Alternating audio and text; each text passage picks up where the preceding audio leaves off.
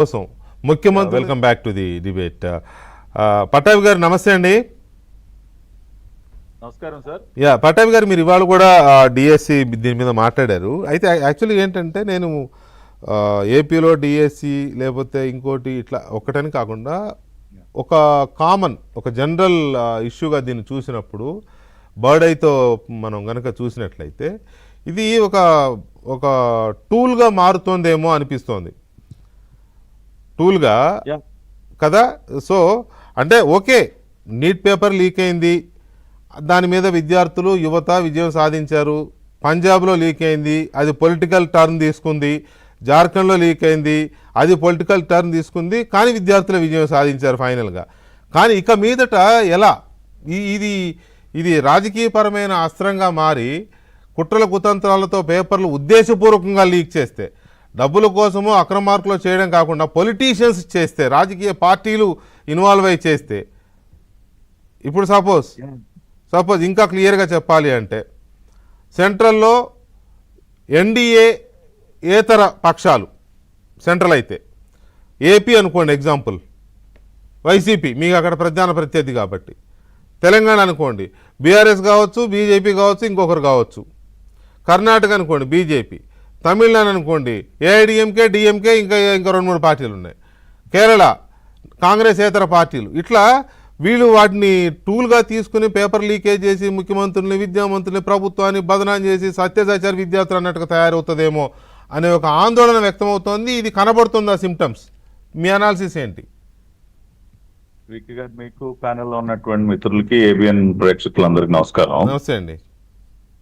So ఇవాళ మనం Gen Z గురించి ఒక పక్కన, రెండవది ఈ పేపర్ లీక్, ఈ ఎగ్జామినేషన్ సంబంధించినటువంటి అంశాలు ఏవైతే ఉన్నాయో వాటిని రాజకీయ పరంగా, అదేవిధంగా కుట్రపూరితంగా ఏ రకంగా ప్రభుత్వాల్ని అస్థిరపరిచేటటువంటి ప్రయత్నాలు జరుగుతున్నాయి, వాటిని ఏ విధంగా ఎదుర్కోవాలన్న దాని మీద మీ అబ్జర్వేషన్స్ అనేవి valuable observations which are relevant today also. మన కళ్ళ ముందు కనపడతా ఉన్నాయి కొన్ని సంఘటనలు ఏ రకంగా జరుగుతా ఉన్నాయి. ఇవన్నీ వాటిని బట్టి ఖచ్చితంగా మనం ఒక బర్డ్స్ ఐ వ్యూలో వీటన్నిటిని కూడా ఒక విశ్లేషణ చేయాల్సిన అవసరం ఉంది.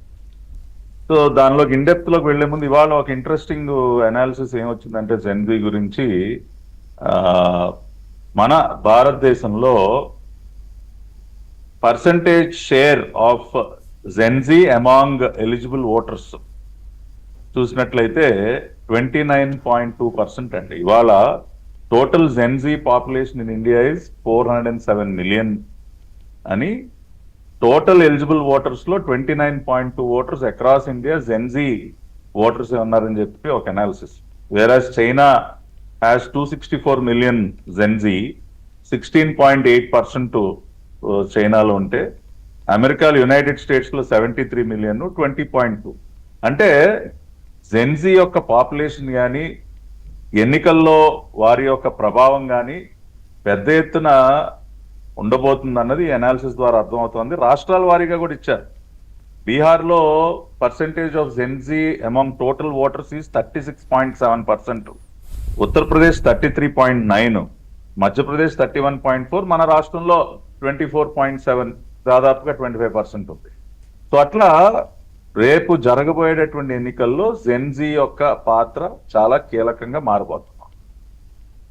ఎట్ ద సేమ్ టైం వీరు చేసేటటువంటి ఉద్యమాలు కానీ, వీరు ప్రజలు లేవనెత్తేటటువంటి అంశాలు కానీ ఏవైతే ఉన్నాయో వాటి పట్ల ప్రభుత్వాలు, రాష్ట్ర ప్రభుత్వాలైనా కేంద్ర ప్రభుత్వం అయినా వాటి పట్ల ఒక సానుకూల దృక్పథంతో వారు చెప్పేటటువంటి అంశాన్ని అర్థం చేసుకుని వాటిని పరిష్కరించేటటువంటి ప్రయత్నాలు చేస్తూనే, వీళ్ళు చేసేటటువంటి ఉద్యమాల్లో కొంతమంది చొరబడి కుట్రపూరితంగా రాజకీయంగా లబ్ధి పొందడం కోసం, ప్రభుత్వాలను అస్థిరపరచడం కోసం, హింసని ప్రేరేపించడం కోసం కొంతమంది వాటిలోకి ఏ విధంగా చొరబడతారు, కుట్రలు ఏ విధంగా చేస్తారు అన్నది కూడా మనం ఖచ్చితంగా గమనించాలి. ఉదాహరణకి మీరు ఢిల్లీలో జరిగినటువంటి cockroach Janata party Gen Z movement ఏదైతే ఉందో దాన్నే మనం ఒక ఎగ్జాంపుల్ గా తీసుకున్నట్లయితే, ఢిల్లీ ప్రొటెస్ట్ లో దాదాపుగా ఫేషియల్ రికగ్నిషన్ కెమెరాస్ ద్వారా 2873 మంది క్రిమినల్స్ ని గుర్తించారండి.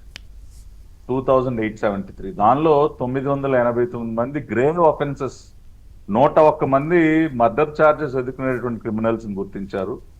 62 అటెంప్టెడ్ మర్డరు, 284 డెకాయిటీ కేసెస్ ఉన్నటువంటి వారు, 61 మంది రేప్ కేసెస్ ఉన్నటువంటి వారు, ఇటువంటి అనేక మంది యాంటీ సోషల్ ఎలిమెంట్స్ వచ్చి ఆ జెన్జీ ఉద్యమంలో కలిసిపోయారు.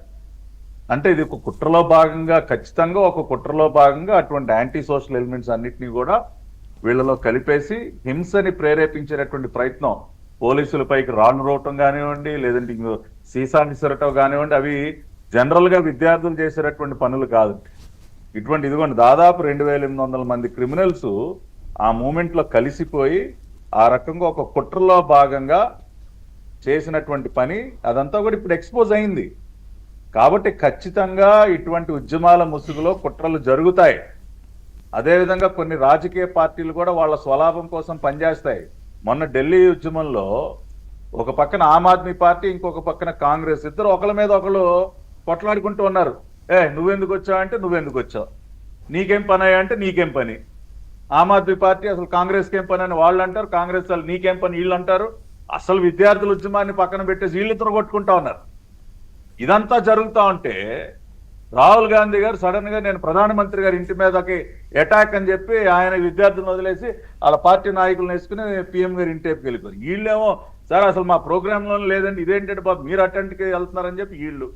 అంటే చూడండి, అంటే ఢిల్లీ మూమెంట్ లో జరిగినటువంటి కొన్ని సంఘటనలు మీరు చెప్పేటటువంటి అనాలిసిస్ ని బలపరుస్తూ ఉన్నాయి. అంటే రాజకీయాలకు ఏ రకంగా ఉపయోగించుకుంటారు, కుట్రలు ఏ విధంగా చేస్తారనటానికి ఢిల్లీ ఉద్యమంలో జరిగినటువంటి సంఘటనలన్నీ కూడా ప్రత్యక్ష ఉదాహరణలు. అదేవిధంగా నిన్న రాష్ట్ర సర్వోన్నత న్యాయస్థానం హైకోర్టు చాలా క్లియర్ గా మీరు రాజకీయాలకు ఉపయోగించుకుంటున్నారు, మీరు రాజకీయాలు చేసేటటువంటి వేదిక ఇది కాదు, ఇటువంటి పిఐఎన్స్ అన్ని కూడా వేసి ఇటువంటి అంశాలన్నింటినీ కూడా ఊరికినే తెర మీద తీసుకొచ్చి కోర్టులో పిటిషన్లు వేసి మీరు రాజకీయాలు చేస్తామంటే చూస్తూ కూర్చునేది లేదని చెప్పి నిన్న హైకోర్టు కూడా తీవ్రంగా వ్యాఖ్యానించింది. నిన్న హైకోర్టులో ప్రొసీడింగ్స్ గమనించినట్లయితే వీళ్ళు చేసినటువంటి అలిగేషన్కి ఒక్క ఆధారం లేదు. ఒక్క ఆధారం లేకుండా ఏది పడితే అది గాల్లో 4 మాటలు పోగేసి కోర్టులో మాట్లాడితే న్యాయమూర్తి గారు ఆగ్రహానికి లోనవుతారు. అదే జరిగింది. ఇంకా అన్నిటికంటే హాస్యాస్పదమైనటువంటి విషయం ఏంటంటే వికే గారు, ఇవాళ ఎవరైతే లేనిపోని ఆరోపణలు చేస్తా ఉన్నారో గొడ్డలి పార్టీ, ఆ పార్టీ నాయకుడి చరిత్ర ఏంటి సార్? అసలు గతంలో ఒక పేపర్ లీకేజ్ లో ఇతను నిందితుడు కదా, పోలీస్ స్టేషన్ లో కేసు పెట్టించుకున్న వ్యక్తి కదా. అతని వాళ్ళ పేపర్ లీకేజీల గురించి లేదంటే దానిపైన ఉద్యమాల గురించి మాట్లాడుతుంటే ఏ నవ్వాలా, ఏం చేయాలి సార్? అసలు తన ట్రాక్ రికార్డ్ ఏంటి? కాబట్టి ఇవాళ ప్రభుత్వాల్ని అస్థిరపరచడం కోసం, రాజకీయాలుగా ఉపయోగించుకోవటం కోసం ఖచ్చితంగా మీరు అన్నట్టు కొన్ని కుట్రలు జరుగుతాయి. వాటిని ఎదుర్కోవాల్సినటువంటి పరిస్థితి ఉంది ఈ రోజున. ఇవాళ కేంద్ర ప్రభుత్వం వైపు నుంచి ఓకే, ఇప్పుడు ఎగ్జామ్ సంబంధించి మననే public examinations prevention of unfair means act 2024 తీసుకొచ్చారు. మళ్ళీ కొంత అమెండ్మెంట్ 26 మన పార్లమెంట్ సెషన్ లో అమెండ్ చేసి కఠినమైనటువంటి శిక్షలు, ఫైన్స్ పెంచడం ఇవన్నీ కూడా చేసాం. చట్టాలని బలపరుచుకుంటూనే జరిగేటటువంటి కుట్రల పట్ల కూడా మనం ఖచ్చితంగా అప్రమత్తంగా ఉండాలి. రైట్. ఇవాళ మన రాష్ట్రంలో ఉన్నటువంటి గొడ్డలి పార్టీ కానీ లేదంటే కేంద్రంలో ఉన్నటువంటి కొన్ని పార్టీలు కానీ ఈ ఉద్యమాల ముసుగులో వాళ్ళు ఏమేం పనులు చేయగలరు అన్నదానికి మన జరిగినటువంటి ఉద్యమంలోనే కొన్ని సంఘటనలు మనం చూసాం. కాబట్టి మీరు అన్నట్టు ఖచ్చితంగా అప్రమత్తంగా అయితే తప్పనిసరిగా ఉండాలి సార్. రైట్. విఠల్ గారు గుడ్ ఈవినింగ్ అండి. విఠల్ గారు ఇక్కడ